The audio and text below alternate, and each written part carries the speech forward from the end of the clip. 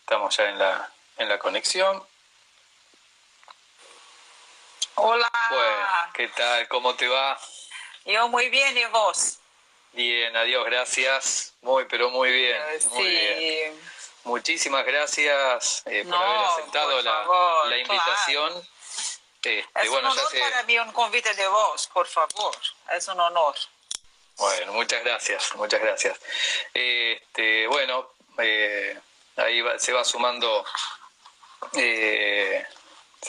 los colegas, alumnos también. Hemos hablado, bueno, con vos venimos hablando bastante, tenemos pensamientos que, como diría Juan López Díaz,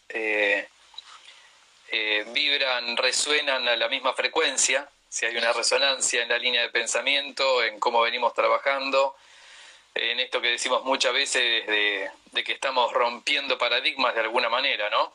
Que sí, es claro. que es una de las cosas tan importantes y, bueno, de alguna manera una de las obligaciones que tenemos nosotros como profesionales, ¿no? Sí. Una de las, es generar nuevo conocimiento. Sí. Bueno, ¿cómo te está tratando la cuarentena por allá? Sí, bueno, acá estamos empezando las cirugías ahora, hace 2 semanas. Tenemos todo un ritual para hacerlo porque tenemos un espacio largo entre los pacientes. Se pone alcohol en todo. Y sí, bueno, tenemos poca gente, porque mi trabajo es especialmente con las cirugías, entonces está muy poca gente en la clínica, entonces se puede arreglar muy bien, pero pienso que las personas que tienen muchos pacientes están con dificultades por la limpieza de todo. Tal cual. Sí, todavía hay mucho temor. Sí. Bueno, aprovecho ahora para presentarte a todos los colegas y alumnos que están compartiendo este chat. Bueno, Mariana Altomare es la CEO, obviamente, de su instituto, el Instituto Mariana Altomare. Tiene una formación realmente muy grande en Maitland, Mulligan, PNF, Neurodinámica Clínica, Dermo-Neuromodulación, Educación Terapéutica en el Dolor, Manipulación Espinal, Movimiento Terapéutico Funcional. Es profesora, conferencista nacional e internacional en el tema fibrosis, adherencias y cicatrices. Justamente uno de los motivos fundamentales por los cuales tuvimos el honor de tener tu visita en nuestro primer congreso de GTM, del Grupo de Terapia Manual. Y tiene más de 20 años de actuación en la fisioterapia manual sobre tejidos cicatriciales, idealizando y desarrollando estrategias terapéuticas para optimizar resultados, prevenir complicaciones y devolver la funcionalidad. Y esto es algo que es realmente muy interesante porque, hasta hace algún tiempo, bueno, de hecho hoy en día todavía, luego de un traumatismo, después de un desgarro, después de una cirugía, la primera indicación es reposo, dependiendo la patología o la lesión, mínimo 48-72 horas, una semana o mucho más de reposo absoluto para los tejidos, es decir, para esa región y demás. Y de pronto vos hace mucho tiempo empezaste a ver que la cosa iba por otro lado. Contanos un poquito cómo se te ocurrió, cambiar un poco lo que se estaba haciendo de manera habitual. Sí, claro. Porque lo que pasa, Daniel, es que cuando estudiamos en los libros, tenemos una idea de que las cosas son así, así, así. Bueno, que se pasa en un periodo exacto de tiempo y cuando estamos en la práctica clínica sabemos que no se pasa así. ¿Sí? Tenemos muchas cuestiones que envuelven la cicatrización y hoy sabemos que no podemos tratarla como un periodo de tiempo, en un espacio de días. Tenemos que entender lo que pasa, tenemos que entender los mecanismos de acción de la fisiología de la cicatrización para que así sea posible que hagamos las cosas bien, ¿sí? Entonces, lo que está pasando en el momento inicial de la inflamación, luego después en la proliferación, cuando entendemos muy bien lo que se pasa en cada momento, es más fácil de trabajar, es más fácil de hacer una terapia efectiva. ¿Sí? Entonces, sabemos, la primera cosa que se sabe es que la intensidad de la respuesta inflamatoria es igualmente proporcional a el daño. ¿Sí? Si los tejidos son muy extensamente dañados, tenemos una respuesta muy intensa. Eso es la primera cosa que pensamos porque tenemos que cercar la área que está danificada, ¿sí? Entonces, hacer una contención de la área es la primera cosa que tenemos que pensar. No solamente el reposo para que se separe el sangramiento. Entonces, só quedarnos parados no es suficiente. Tenemos que contener la área. Eso por primera cosa. Como primero. Sí. Y, digamos, recién mencionaste algo que, aparte, bueno, va de la mano con todo lo que es la actualización que hay en los estudios, en lo cual vos, digamos, estás muy, digamos, a la vanguardia, que es el tema de, digamos, hay una frase célebre, digo yo, un concepto que dice... no hagas nada, hay que respetar los tiempos fisiológicos, hay que respetar los tiempos biológicos. Ahora, bajo esa frase, el tema es, si hay una gran cantidad de actualización justamente en la biología, digamos, esto es lo que básicamente genera un cambio, digamos, en la actuación terapéutica. Sí, lo que yo puedo cambiar en esta afirmación es que sí, tenemos que respetar la fisiología, pero no podemos no hacer nada. Lo que tenemos que hacer es hacer una evaluación muy precisa de lo que está se pasando y saber cómo podemos ayudar. Yo digo que hacemos una conducción del proceso, no una activación, porque el proceso ya es exagerado, ¿sí? Entonces claro. tenemos que entender lo que se está pasando y hacer como un guía. Llevamos el proceso con nosotros en nuestras manos, respetando siempre la fisiología. Para mí ese es el principio básico de hacernos, ¿sí? La fisiología es la reina, tenemos que respetarla, no importa el día, no importa nada, tenemos que saber la fisiología y respetarla, es la primera cosa. Brillante. ¿Y cómo fue que, digamos, a partir de todo esto, vos fuiste desarrollando tu trabajo de investigación? Bueno, yo por toda mi vida trabajé con cirugías plásticas, cirugías estéticas. En las cirugías estéticas tenemos una particularidad muy linda, que es que tenemos un gran trauma tejidual. Los cirujanos hacen un despegamiento de la piel por una área muy grande.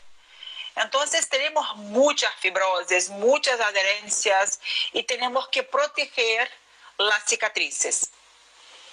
Entonces mi vida se empezó así, lo que tengo que hacer, cómo hacerlo para que yo pueda tratar lo subcutáneo sin atrapar las cicatrices, porque cuando se hace un movimiento, está moviendo todo, ¿sí? Y las cicatrices, las incisiones no se pueden mover. Entonces tenemos que entender la mecánica de las cosas para que se pueda hacer una movilización de lo subcutáneo sin atrapar las cicatrices. ¡Qué lindo! Exacto. Esta es una imagen de ahí de Gil Hedley, ¿sí? Donde, ¿sí? Digamos, hay distintos videos que él mostró justamente que una cosa es cuando uno quiere separar la piel, que es imposible separarla de la fascia superficial. Sí. Y cuando uno quiere separar fascia superficial de la fascia profunda, bueno, esto es lo que nos encontramos, que es lo que vos decís. Es decir, nosotros vemos solamente la línea cicatrizal, pero en realidad todo lo que se está cortando ahí está generando cicatriz. Si esto es lo que vos estás diciendo justamente, entonces eso es lo primero que uno tiene que tomar en cuenta. Sí, exactamente. Porque normalmente, Daniel, cuando nosotros miramos a una cicatriz, pensamos solamente en la cicatriz. Pero claro, yo que siempre digo que una cicatriz está en toda la área que se fue traumatizada. ¿Sí? El despegamiento de los tejidos adyacentes en subcutáneo también serán cicatrices. Entonces tenemos que pensar en eso. ¿Cómo es hecha la incisión?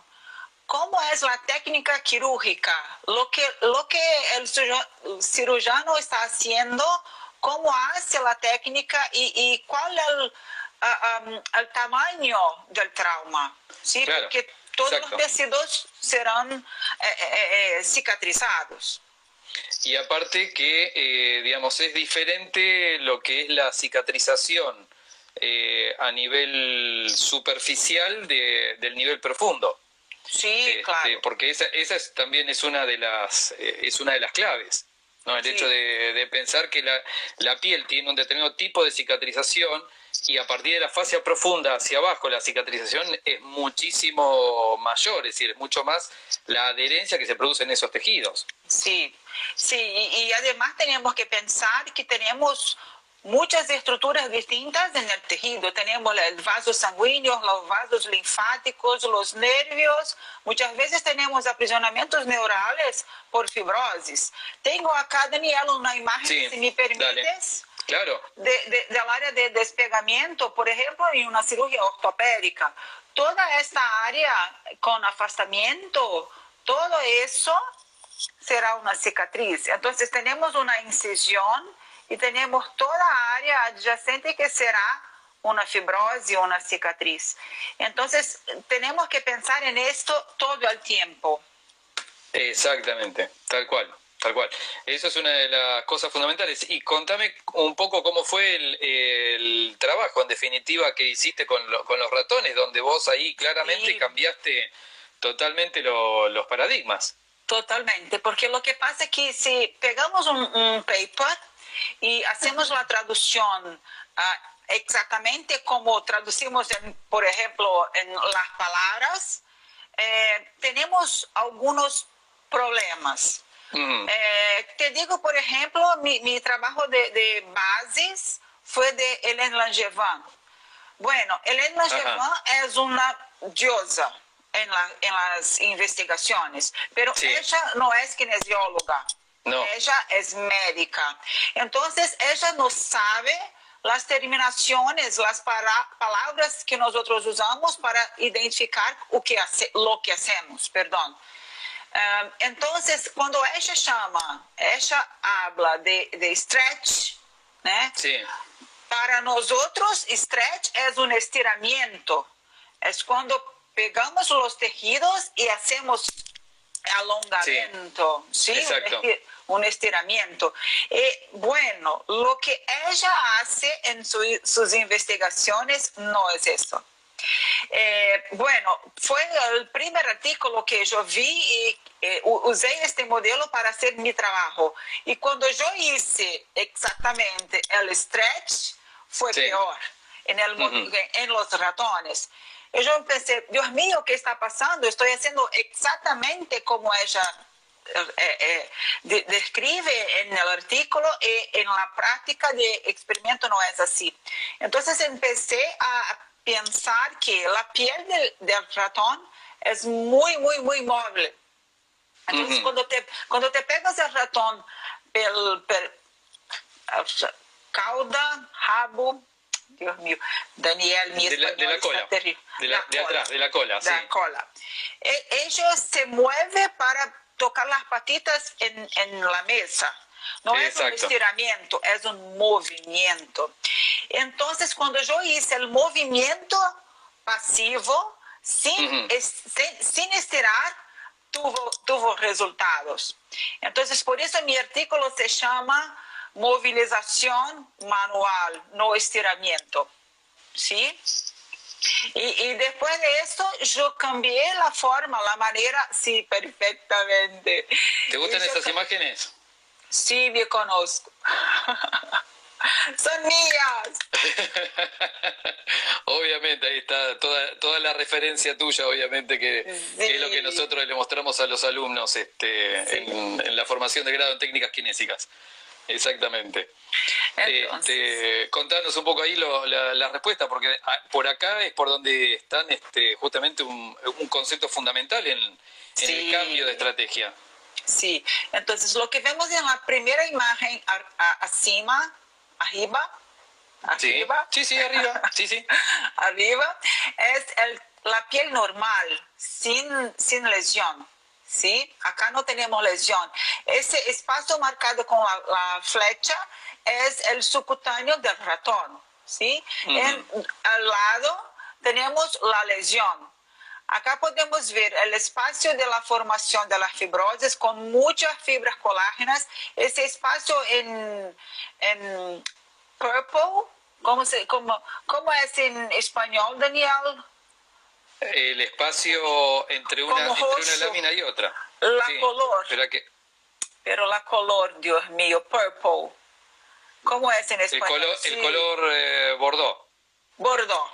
Gracias. Sí, perdón, mi español está. No, por favor, todo esto. Violeta, gracias. Violeta, gracias, chicos, bien carito, gracias. Mariana, bien.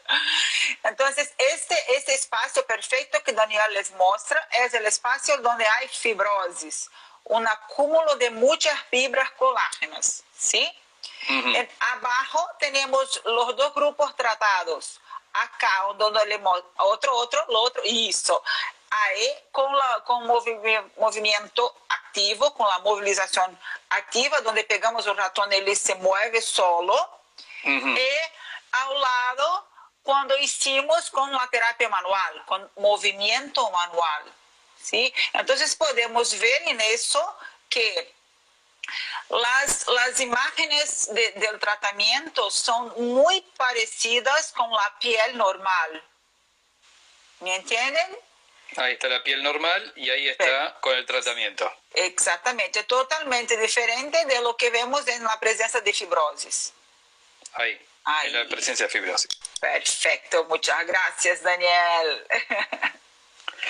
Y bueno, y un poco esto, que es lo que vos tenés obviamente graficado, muestra un poco la estrategia de la terapia manual que vos realizás. Exactamente, porque cuando hacemos una investigación, es un modelo experimental, tenemos que padronizar todo, ¿sí? Entonces lo que percibimos que aproximadamente un espacio de 1 centímetro de movimiento es lo suficiente para que no hacemos stretch, porque si hacemos más de 1 centímetro es stretch. Entonces nosotros padronizamos 1 centímetro de movilización para que se fue posible descrever el artículo, porque ficamos casi 1 año con los revisores porque es un modelo experimental nuevo, no hay. Hicimos por la primera vez. Entonces es muy difícil para publicarlo. Tal cual. Obviamente todos los que quieran el artículo, por supuesto, más allá de que está, digamos que está, digamos, publicado, cualquier cosita nosotros acá después del grupo de terapia manual lo vamos a compartir. Sí, claro, chicos, que es importante decir que cuando hacemos una pesquisa experimental con ratones, tenemos todo padronizado, todo así, para no haber viés. ¿Sí? Pero cuando hacemos eso en el paciente, no es así. Yo no conto 1 centímetro. Es importante hablar de eso para ustedes porque mucha gente saca los artículos y quieren hacer los materiales y métodos que usamos en investigación y no es así. ¿Sí? Entonces hay toda una forma de aplicar eso en la práctica clínica, ¿sí? Perfecto, brillante. Contanos, digamos, porque vos esto lo hiciste, pero vos ya venías trabajando con un equipo de médicos, cirujanos, porque vos ahí de alguna manera lo que hiciste, que esto es una de las cosas que para mí son una de las cosas en definitiva que son tan importantes, que vos generaste un nuevo espacio para nuestra profesión. Sí, es decir, para que los profesionales estén dentro del acto quirúrgico ejerciendo, digamos, lo que uno tiene que hacer. Contanos un poquito cómo lograste esto, cómo lograste poner al fisioterapeuta, digamos, dentro del equipo quirúrgico. Claro, bueno, porque esta habilidad manual solamente nosotros tenemos. No hay otra profesión que hace lo que nosotros hacemos. Las personas pueden hacer masajes, pueden hacer movimiento, pero conocer estos mecanismos y hacer la precisión de la evaluación con aplicación de los conceptos mecanobiológicos, solamente nosotros. Entonces, lo que yo hice fue estudiar muchísimo la mecanobiología y la neurofisiología e intentar aplicar eso en mi paciente, ¿sí? Uh-huh. Es distinto de masaje, es distinto de drenaje linfático, que hacemos como una forma técnica, hay una metodología siempre de la misma manera para hacerlo. Estas aplicaciones no. Tienes que investigar los tejidos, las tensiones, las densidades, para que puedas hacerlo perfectamente. Y eso no es fácil. Es necesario que tengas mucha habilidad manual, ¿sí? Buenísimo. ¿Y cuáles son las acciones que vos hacés ahí dentro del equipo, dentro del quirófano? Además de mirar y obviamente que te va a dar a vos información para saber cómo actuar después. Sí, claro. Bueno, Daniel, podemos nosotros actuar en 3 tiempos. Antes de la cirugía, en precirúrgico, porque vamos a evaluar disfunciones neuromusculoesqueléticas que pueden dificultar el postoperatorio, ¿sí? Entonces, la evaluación que hacemos, si hay algún dolor crónico, si hay algún atrapamiento muscular facial, disfunciones de postura, mucha gente ya tiene dolor o cual cosa que sea, eso es investigado antes de la cirugía, ¿sí? Sí. Y después podemos actuar en intraoperatorio.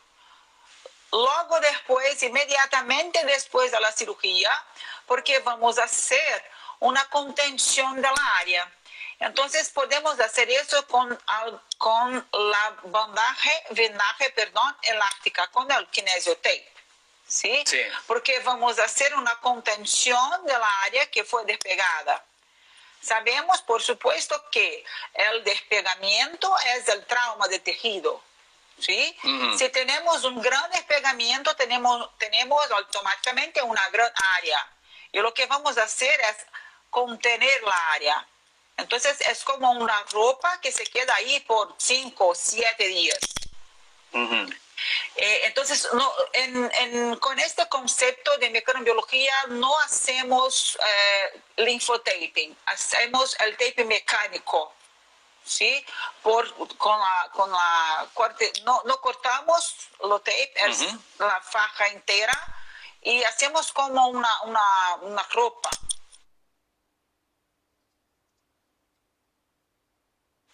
¿Sí? Para contener los tejidos. Eso es increíble, porque cuando haces eso tienes mucho menos edema, mucho menos equimosis, ¿sí? Y la prevención de las fibrosis también. Bueno, después... Ahí... Sí, perdón. No, cerrá, yo ahora después te hago la pregunta. Después, sí, decías. Y después de la cirugía podemos hacer también todo el tratamiento que envolve todas las estructuras que se quedaron danificadas en la cirugía.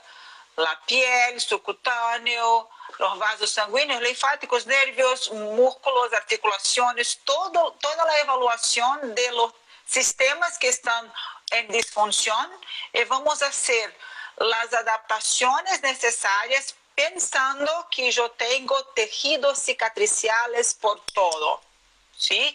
Entonces, lo que los artículos nos dicen hoy es que si tenemos muchos tejidos cicatriciales como fibrosis, que caracterizamos como un exceso de tejidos cicatriciales, tenemos una área con una densidad aumentada. Y si tenemos densidad aumentada, Sí. no podemos hacer stretch, no podemos hacer tensión. Bien, y entonces ahí viene justamente el tema del tema de las tensiones, porque, porque evidentemente, bueno, algo que tu gran amigo Boris Hintz ha desarrollado muchísimo es todo lo que pasa justamente con los miofibroblastos y cómo empiezan a producir más cantidad de colágeno y generan la tensión, la retracción a partir de las líneas de fuerza que recibe, ¿no? Los trabajos que ha hecho Boris Hintz es impresionante. Y digamos, ahí es donde digamos, se relaciona con algo que a mí me llamó mucho la atención cuando en un paciente en particular, y esto hace más de 10 años, que tenía un desgarro de gemelo, ¿sí? Un desgarro de gemelo interno, digamos, ahí, donde era de 1 centímetro por 1 centímetro. El estudio ecográfico lo hizo acá uno de los máximos especialistas que tenemos en Argentina, que es el doctor Alejandro Rolón, donde cuando hizo la ecografía, digamos, a las 40 horas post desgarro, digamos, lo que le llamó la atención a él justamente fue que no tenía edema, ¿sí? Y eso fue, digamos, a ver, la historia es que este es un bailarín, ¿sí? De 38 años que vino a la consulta un día miércoles porque el martes se había desgarrado. Ese miércoles lo atendí yo, le hice una terapia manual con método POLT, le hice láser de alta potencia y le dejé un taping, digamos, desinflamatorio, es un taping de relajación y de descompresión del punto de la lesión. Al día siguiente va y se hace una nueva ecografía. ¿Por qué? Porque en realidad cuando vino, la ecografía que me trajo él decía que la lesión era de 5 centímetros, lo cual, digamos, obviamente no lo creí de ninguna manera, entonces lo mandé a hacer esta otra ecografía. Y en esta otra ecografía, que es la que mostraba recién, la lesión dice que es de 1 centímetro por 1 centímetro, y lo que le llamó la atención era que no había edema. Yo en realidad lo atendí solamente ese día miércoles. Se lesiona el martes, yo lo atiendo el miércoles. El jueves a la tarde lo atienden el resto de los colegas, jueves a la tarde, viernes a la mañana, viernes a la tarde, sábado a la mañana, y el sábado a la noche bailó 2 funciones, porque de hecho era su urgencia, ¿sí? Que tenía que bailar al 5.º día de la lesión, y pudo bailar 2 funciones con ese desgarro de 1 centímetro por 1 centímetro de ese gemelo interno. Entonces, a partir de ahí, digamos, con todo el trabajo, es decir, de hecho, el jueves ya se empezó a hacer ejercicios de estiramiento, ejercicios de entrenamiento, y el tema es que esto, obviamente, lo habitual es, te desgarraste una semana quieto, una semana parado. Hola, Caro, que nos te Beso. Digamos, la indicación habitual es una semana de reposo. Una semana de reposo, obviamente, no hubiese podido bailar jamás. Sí, jamás. Pero a partir de ahí, esto fue lo que en mí desencadenó que me meta a investigar mucho más cuál era el rol que tenía justamente el edema sobre la cicatrización y sobre el dolor. Porque, de hecho, cuando vino a verme, vino caminando con 2 muletas. Cuando fue el jueves a atenderse, fue caminando con las 2 muletas por el dolor que todavía tenía en su gemelo. De hecho, el médico le dijo, el sábado da las urras, porque él, de hecho, era el jefe de su propia compañía de danza. Y él, obviamente, era la figura principal. Entonces, no iba a poder bailar. Más bien. Y bueno, y finalmente lo pudo hacer. La duda, de hecho, de Alejandro, era si eventualmente, después de haber bailado, si no hizo un desgarro mayor, que podría haber pasado. Le hizo una nueva ecografía a la semana y la imagen era exactamente igual. Es decir, no se agravó la lesión de ninguna manera. Con lo cual, al 5.º día, él ya estaba bailando, estaba haciendo todos sus movimientos. Por supuesto, digamos, como hay muchos colegas que están tanto en el ámbito de la danza como en el ámbito del deporte, por supuesto, no es lo mismo que vuelva a la actividad un bailarín que vuelva a la actividad un deportista. donde el foco está puesto en otro lugar, el bailarín puede manejar también su eje de descarga de peso y demás. Entonces, acá en el tema del edema, justamente es donde para mí es un factor fundamental el que la terapéutica esa de ese día miércoles lo que hizo fue disminuir el edema. Y que va en consonancia con lo que vos estás diciendo, que con ese tratamiento que vos haces estás disminuyendo el edema, con lo cual previene una fibrosis. Contanos un poquito más de esto. Entonces, porque el edema es el clásico de la inflamación, ¿sí? Hace como una irritación en los tejidos. Entonces, si por lo que haces estás impedindo el edema o disminuyendo, no vamos a decir impedir, porque hay que haber inflamación para cicatrización, ¿sí? Que la inflamación es normal, claro. Sí, pero si eso es disminuido, ¿sí? Disminuido. Sí, disminuido, perfecto. Disminuido. Lo que pasa es que la proliferación, que es la fase siguiente, será también disminuida, ¿sí? Claro. Entonces, si puedes contener la inflamación, es lo mejor que puedes hacer por una lesión, porque cuanto más intensidad y más tiempo de inflamación, más tiempo de proliferación, ¿sí? Entonces, yo creo que nuestro secreto es contener la inflamación. Sí, y hacer lo que tenemos que hacer para que los tejidos cicatricen bien. Y reposo no es lo mejor, seguramente no. Bueno, bien, también, de hecho esto que estás diciendo es una de las claves justamente que va totalmente en contra de lo que se indica habitualmente. Exactamente. ¿Sí? Es decir, ante cualquier situación es reposo. Sí. Y lo que pasa es que si haces reposo, tienes una formación muy grande de fibras colágenas, de tropocolágeno que es antes de la fibra. Bueno, cuando el tropocolágeno está en la matriz extracelular, él tiene que entender lo que está pasando con la matriz para que se organice en fibras. Si tenemos una área sin movimiento, él se queda atrapado, ¿sí? Tengo una imagen muy buena para eso. Dale. Sí. Acá tenemos una matriz con mucho colágeno y mucha densidad, y acá tenemos una matriz normal, ¿sí? Entonces, de acuerdo con las fibras de la matriz, tenemos distintas respuestas celulares. Entonces, tenemos que trabajar para que las fibras se queden organizadas adecuadamente, para que no haga una respuesta inadecuada en la célula. Es eso que yo digo como conducir, ¿sí? Claro, exactamente. Acá hay un par de comentarios o preguntas. Claro. Uno de mi querido amigo Christian Reich, que dice que si esto es solamente en los tejidos blandos. No, eso se pasa en todos los tejidos. Pero lo que pasa en tejido blando es que responde más rápido, ¿sí? Por ejemplo, usted puede cambiar el hueso. Un ejemplo, los aparellos cuando usa para concertar los dientes, estás cambiando la forma de los osos, ¿sí? Los músculos no, pero cartilaje muy raro. Pero es algo muy diferenciado el tejido del cartílago. El cartílago es un tejido demasiado diferenciado, exacto. Sí, pero puedes cambiar todos. Más fáciles, otros no.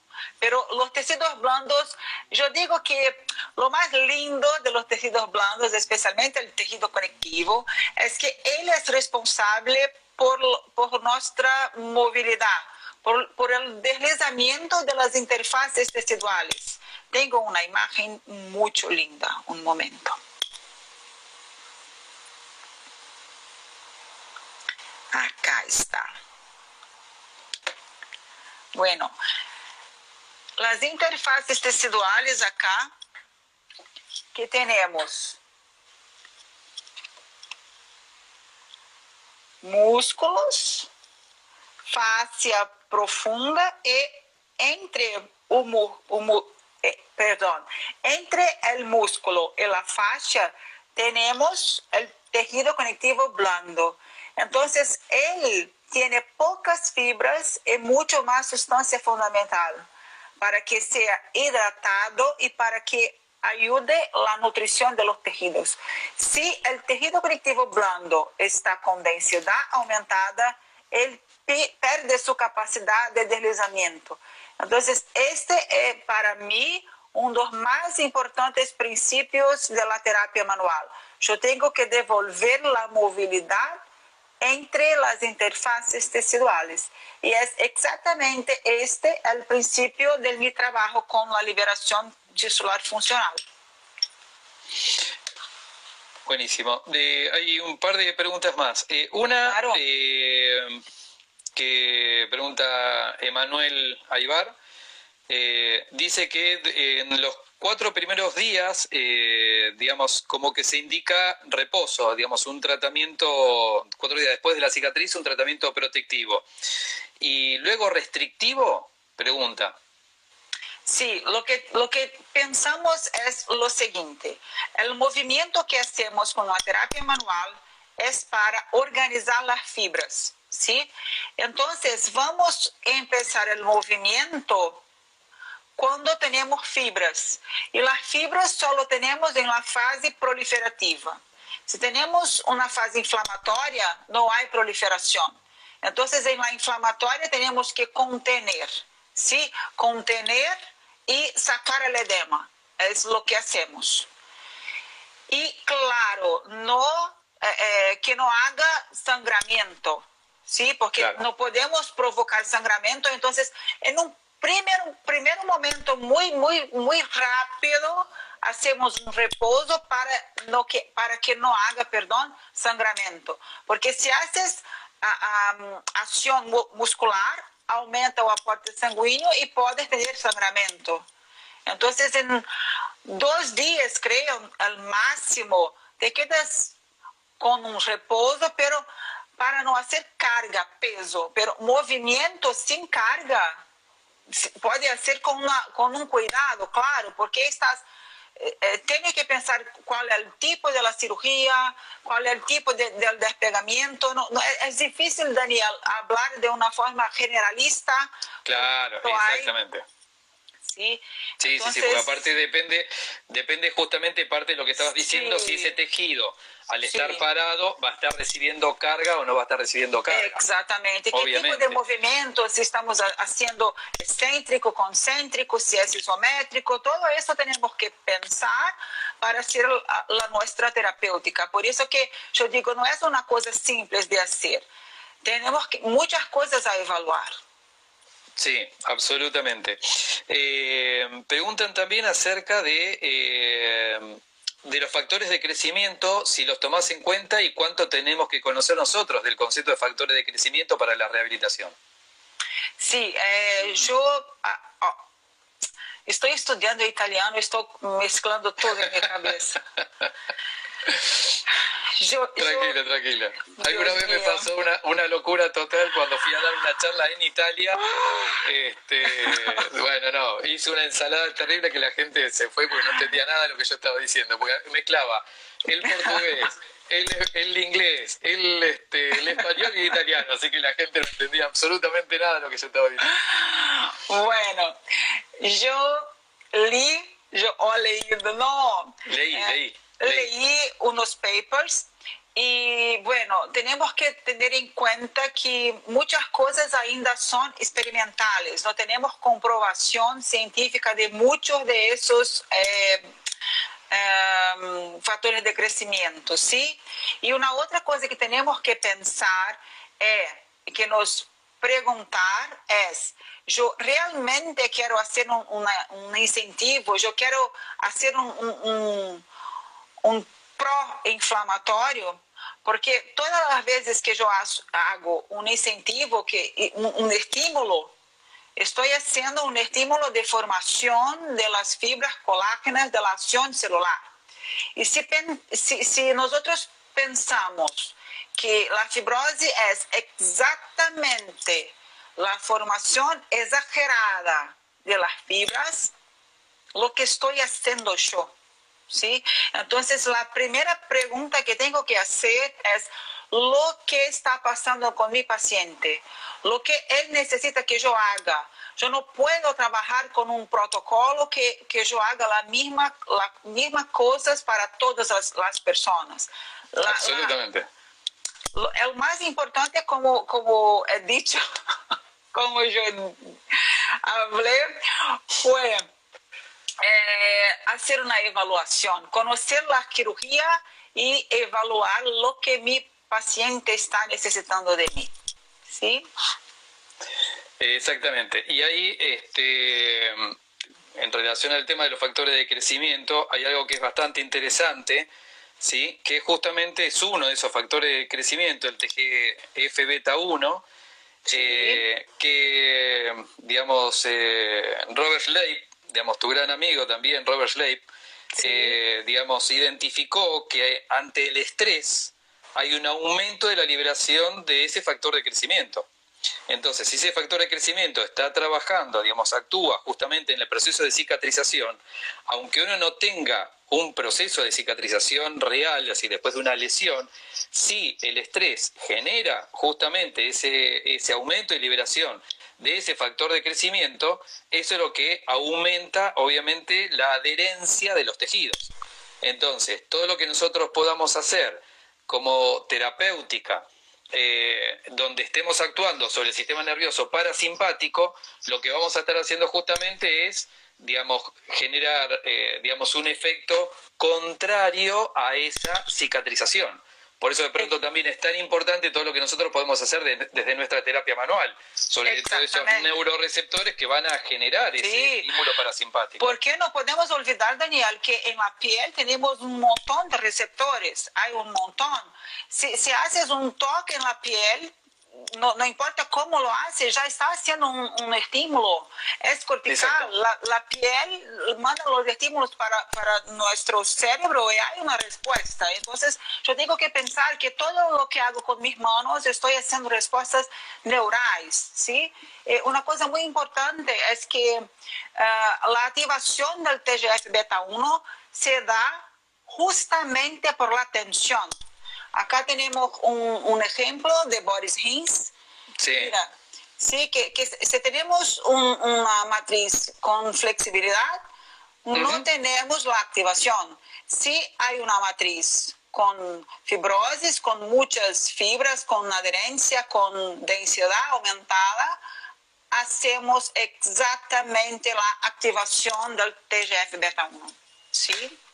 Más clarito, imposible. Es decir, a mayor tensión, obviamente mayor cantidad de fibrosis, mayor cantidad de colágeno, que obviamente va a generar más. Eso que los papers nos hablan mucho es que es un desequilibrio mecanobiológico en los tejidos.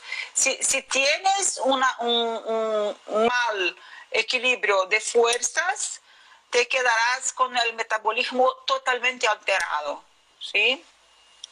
Tal cual.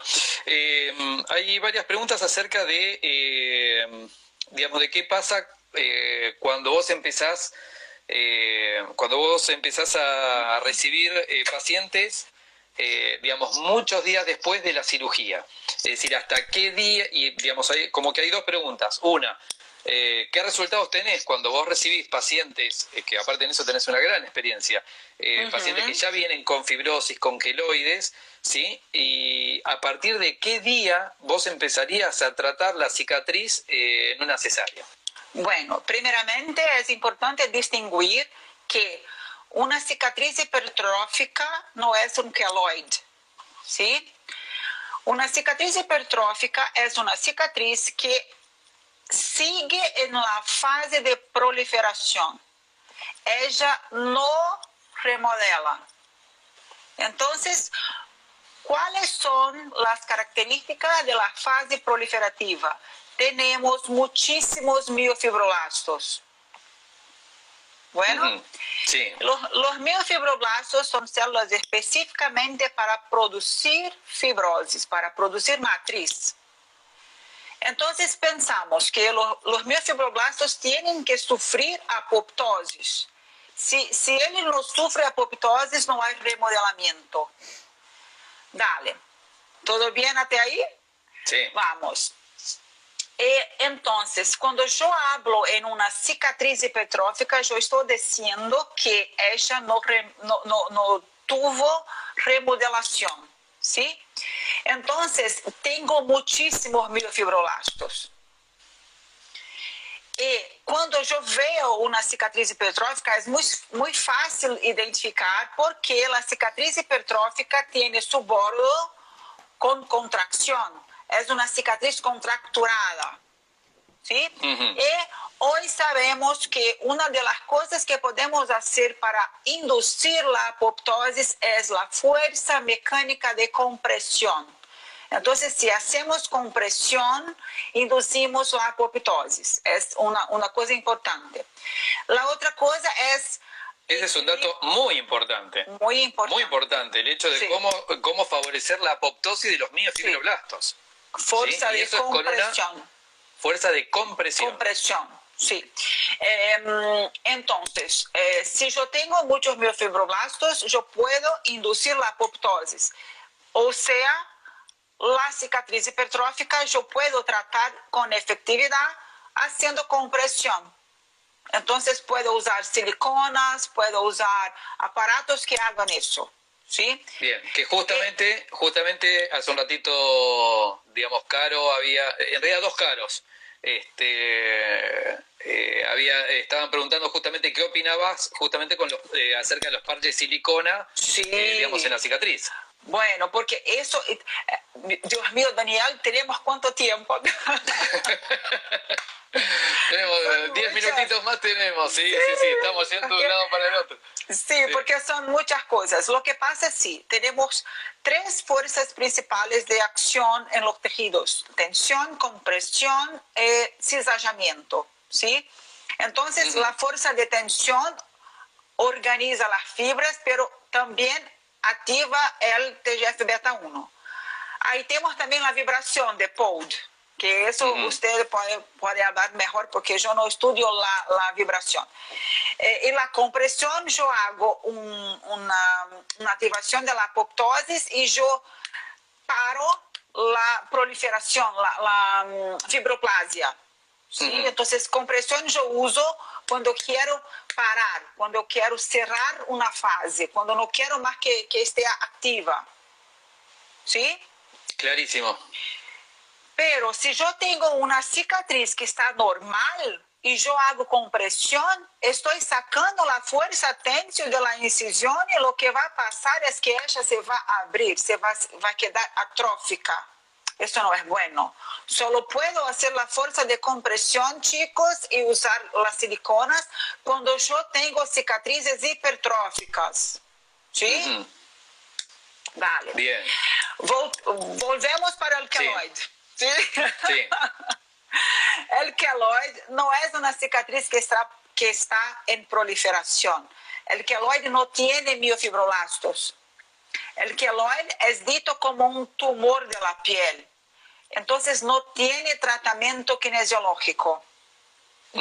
¿Sí? Eso es muy importante. Pero lo que se pasa es que, chicos, podemos tener una cicatriz que es todo al mismo tiempo. Ella puede ser hipertrófica, queloideana, atrófica y normal. Entonces tenemos que evaluar muy bien lo que está pasando y saber que una cosa puedo tratar efectivamente y otra no. Otra es con el cirujano. ¿Sí? Brillante. Decime un poquito más acerca de esta fase proliferativa, ¿sí? Porque tenemos, en la reparación tenemos la fase inflamatoria, que es lo que hablamos, que la inflamación viene acompañada del edema, y en definitiva es como que hay que separar, una cosa es la inflamación, otra cosa es el edema, y ahí es donde sí, digamos, desedematizamos y vamos teniendo ese efecto. Ahora, cuando entramos ya en la fase proliferativa, que esto también es uno de los conceptos que habitualmente se dice, no, que a partir de las 48 horas es cuando los fibroblastos empiezan a actuar. A ver, a las 48 horas es cuando tenemos ya el pico de cantidad de fibroblastos que están actuando, pero empiezan a actuar inmediatamente. Sí. Porque este es uno de los conceptos con los cuales muchos dicen, no, hay que esperar porque a las 48 horas o 72 horas, los fibroblastos empiezan a actuar. No, están actuando desde el inicio. Sí. Desde el primer estímulo que empieza a provocar a producir la cicatrización. Sí. Ahora, en esta fase fibroblástica, ¿sí? Contame cómo lo manejás, porque también ahí están preguntando, qué opinás ahí, Claro. qué tipo de ejercicio, además de la terapia manual, eventualmente estarías realizando. Exactamente. Entonces, lo que podemos hacer es pensar que con la terapia manual, né, cuando yo hago algo pasivamente, es como si estuviese preparando los tejidos para el movimiento activo. ¿Sí? Porque si tengo una fibrosis o tengo una densidad aumentada y yo hago movimiento activo, estoy haciendo tensión. Eso no... Bien. A ver, este de nuevo es un concepto que es una de las cosas para mí, claves de por qué nosotros tenemos que atender desde el día 1 del postquirúrgico, ¿sí? O de la poslesión. Es decir, ¿por qué tenemos que trabajar desde el día 1? Y por eso la terapia manual nos brinda tanta ayuda en todo esto, más allá de otros agentes que también tienen su ayuda. Pero ¿por qué tenemos que trabajar desde el día 1? Por esto que estás diciendo, comentalo de nuevo, porque lo estás diciendo, pero perfecto. O sea, estoy, al estilo acá de un periodista, ¿no? Que dice, para. ¿Vos querés decir qué? Entonces te lo hago repetir. Sí, chicos, tenemos que hacer movimiento seguro en los tejidos. Cuando sabemos cómo hacerlo, podemos trabajar inmediatamente. Lo que pasa con la diferencia de que cuando sabemos hacerlo, es que no causamos más daños, ¿sí? Al contrario, estamos preparando los tejidos para las fases finales y para el movimiento activo. Eso podemos hacer solamente con nuestras manos, porque evaluamos la movilización, evaluamos las tensiones, las densidades, y así podemos trabajar con seguridad. ¿Sí? Bien, entonces si el tejido está muy denso, ahí es donde uno no puede actuar, no puede hacer ejercicios, porque si no ahí, ¿qué es lo que se genera? Genera más fuerza, y fuerza, acuerden de esos, chicos, recuerden, fuerza aumentada, TGF beta 1, fibrosis, fibrogénesis. Entonces yo tengo